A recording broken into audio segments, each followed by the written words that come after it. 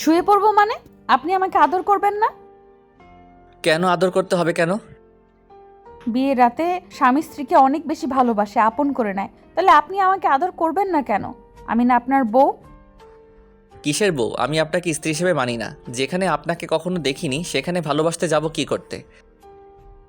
আপনি কি আমার উপর খুব রেগে আছেন? রাগ করে থাকবে না তো কি করবে? আপনি আমাকে কেন বিয়ে করেছেন? আগে তো ভালোবাসতাম না, কিন্তু এখন অনেক বেশি ভালোবাসি, তাই বিয়ে করেছি। কিন্তু আমি আপনাকে মন থেকে কখনোই মানতে পারবো না। ইভেন যেখানে আপনাকে কখনো দেখিনি তার উপর আপনি যেভাবে পর্দা করে রেখেছেন তাতে মনে হচ্ছে আপনি খুব কালো আর কুৎসিত দেখতে। ওই জন্য হয়তো এভাবে নিজেকে ঢেকে রেখেছেন। আচ্ছা, দেখতে সুন্দর হলে কি তার মন সুন্দর হয়ে যায়? আর এই পৃথিবীতে কি সব সুন্দর চেহারাগুলো উত্তম চরিত্রের হয়? কিন্তু আমি সবসময় চাইতাম আমার বউ অনেক সুন্দর হবে, যার জন্য আমি গর্ব করে বলতে পারবো আমার বউটা অনেক সুন্দর। চেহারা সুন্দর হলে কিন্তু তার মনটা সুন্দর হয় না। আমি অত কিছু বুঝতে চাই না। আমি আপনাকে মেনে নিতে পারবো না, ব্যাস। আমি যদি সুন্দর হতাম তাহলে আপনি হয়তো আমাকে এখন ভালোবাসতেন। বিয়েটা মেনে না নেওয়ার পরেও আপনি আমাকে দেখেই আদর করতে চাইতেন, তাই না? আপনি কিন্তু উল্টাপাল্টা ভাবছেন। একদম এরকম কথা বলবেন না। তাহলে কেমনে বলবো? আপনি যেমনটা চিন্তা ভাবনা পোষণ করেছেন আমি তেমনটাই বলেছি। মাফ করবেন, স্বামীর উপর দিয়ে কথা বলাটা ঠিক না। তারপরও আপনার এই চিন্তা ভাবনার জন্য আর আপনাকে বোঝানোর জন্য আপনার কথার উত্তর আমাকে দিতে হলো। মেয়েটার এমন ধারা কথা শুনে নিলয় অবাক হয়ে ওর দিকে তাকিয়ে রইল। তখন ও আবার বলতে লাগলো, কি হলো, আপনি চুপ করে আছেন যে? আচ্ছা, আপনি কি অন্য কাউকে ভালোবাসেন, নাকি আপনার এই বিয়েতে কোনো মত ছিল না? হ্যাঁ ছিল। আমার অন্য একটা মেয়ের সাথে খুব গভীর সম্পর্ক ছিল, আর আমাদের মাঝে এমন কোনো সম্পর্ক নেই যেটা হয়নি। স্টপ, আর বলতে হবে না প্লিজ। এইসব কথা আর বলবেন না। দেখেন, আপনি বিয়ের আগে অনেক অন্যায় করে ফেলেছেন। এর জন্য উপরওয়ালার কাছে আপনার মাফ চাওয়া প্রয়োজন। আর আপনি আমাকে বিয়ে করবেন না, স্ত্রী হিসেবে মানতে পারবেন না, সেটা আপনি আমাকে একটাবার বলতেই পারতেন, কিন্তু না বলে উল্টো বিয়েটা করে নিলেন। তাহলে এখন আমাকে মানতে পারবেন না কেন?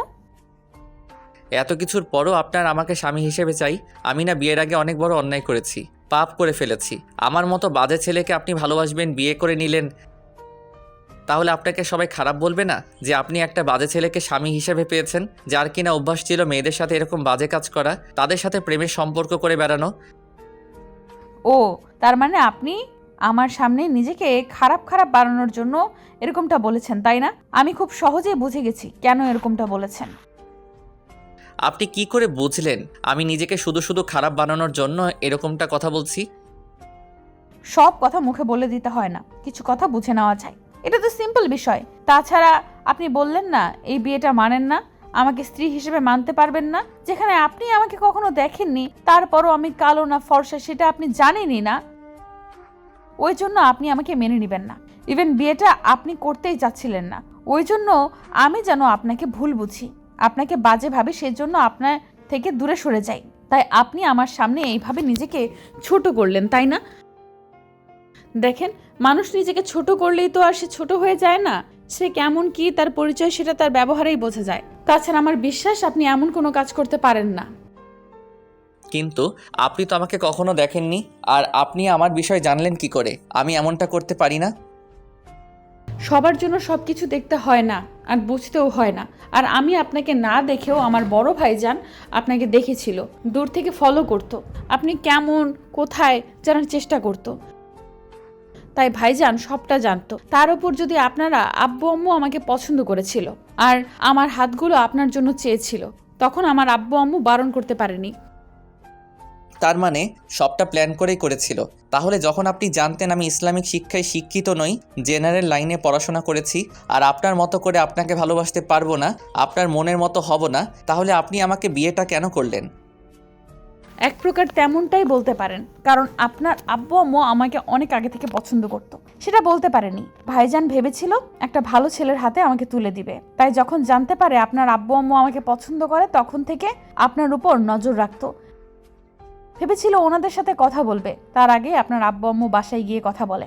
তাছাড়া জেনারেল লাইনে পড়লে যে সে ভালো হবে না, তার শিক্ষা দীক্ষা নেই, সে ইসলামিক শিক্ষায় শিক্ষিত হতে পারবে না, তেমনটা কিন্তু নয়। আর আপনি এখন হয়তো একটু ভুলের পথেই আছেন, কিন্তু আস্তে আস্তে সবটা ঠিক হয়ে যাবে। উপরওয়ালা কখনকার হেদায়েত রেখেছে সেটা একমাত্র উনিই জানেন। আর যতদূর শুনেছি আপনি কোনো বাজে কাজ করতে পারেন না। আপনি এত শিওর হলেন কি করে আমি আপনাকে একটা সময় ভালোবাসবো আর আপনার কথাতে আপনার মতোই চলবো? আপনি কোথায় শুনলেন আমি কোনো বাজে কাজ করিনি? আমি কোনো বাজে ছেলে না। বললাম না, নিজেকে যে ছোট বানানোর চেষ্টা করে সে কখনো বাজে হতে পারে না। আর আমি তো আপনাকে এখনই আমার মতো আপনাকে চলতে বলিনি। উপরওয়ালার খেয়াল খুশি মতো চললেই হবে। আমি কারোর উপর দায়িত্বের বোঝা চাপিয়ে দিতে চাই না।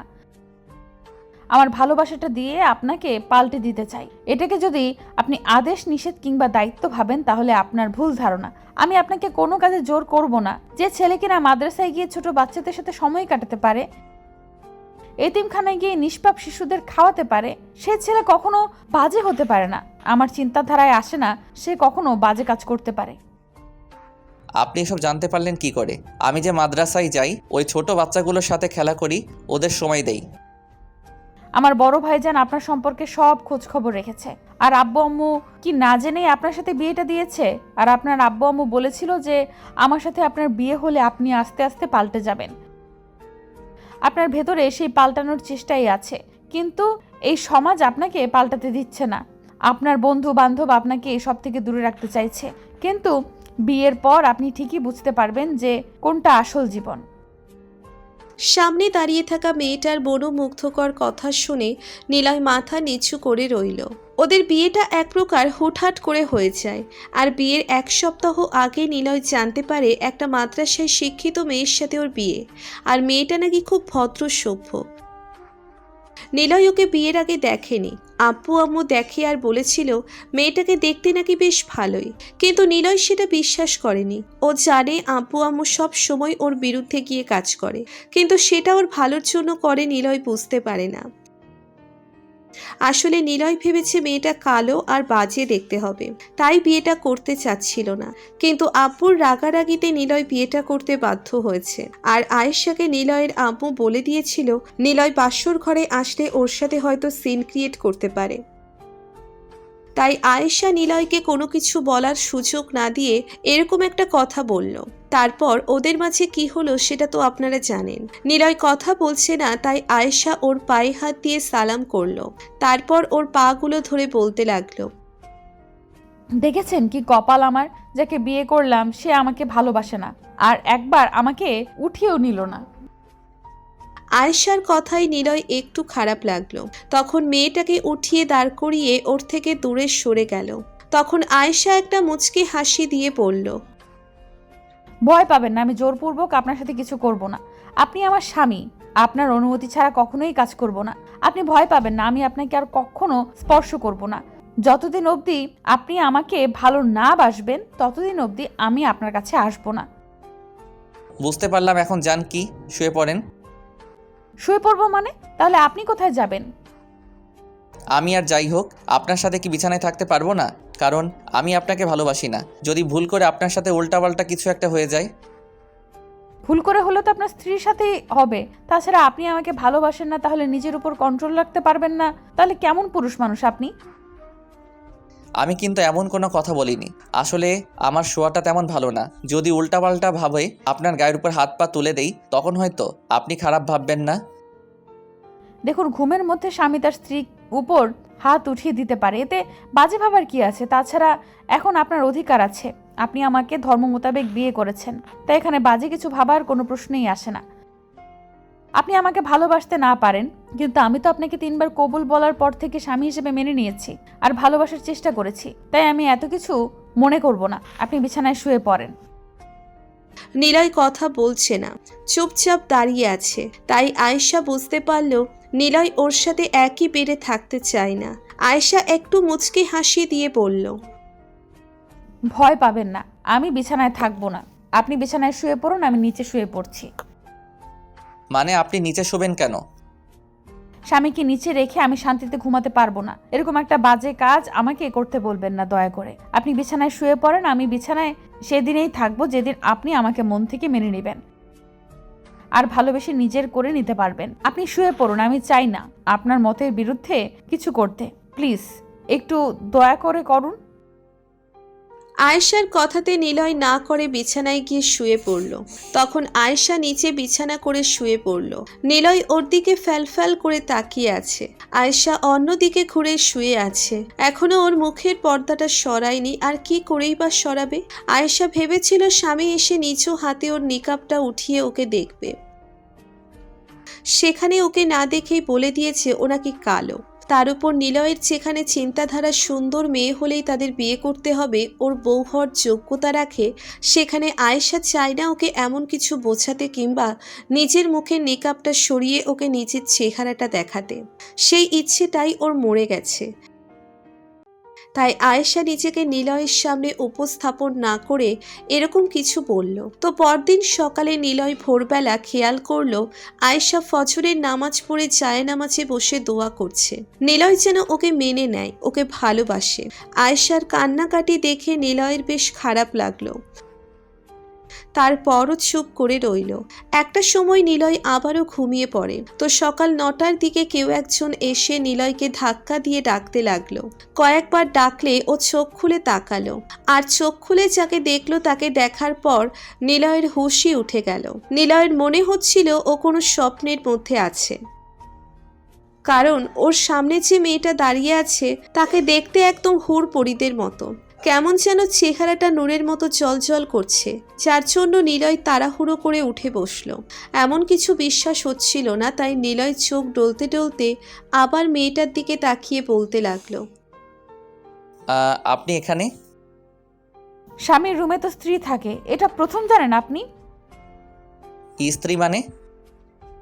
ও, আপনি তো আমাকে কালকে রাত্রে দেখেননি, আর বিয়ের আগেও দেখেননি, আর আমিই চাইছিলাম না বিয়ের আগে আপনি আমাকে দেখেন। তখন আপনার অধিকারটা না থাকলেও এখন আপনার সম্পূর্ণ অধিকার আছে আমার মতো একটা কালো আর কুৎসিত মেয়েটাকে দেখার। আর হ্যাঁ, আপনি কালকে যাকে বিয়ে করেছেন, যাকে স্ত্রী হিসেবে মানতে পারবেন না বলেছিলেন, আমি এসে। নিলয় কথা বলছে না, তাই আয়েশা মুচকি হাসি দিয়ে বলল, নিন উঠুন, এখন থেকে আর এত বেলা অবধি ঘুমাবেন না দয়া করে। একটু এবাদত বন্দিকেও তো করতে পারেন সকাল সকাল উঠে। আর আব্বু আম্মু আপনাকে ডাকছে, চলুন খেয়ে নেবেন।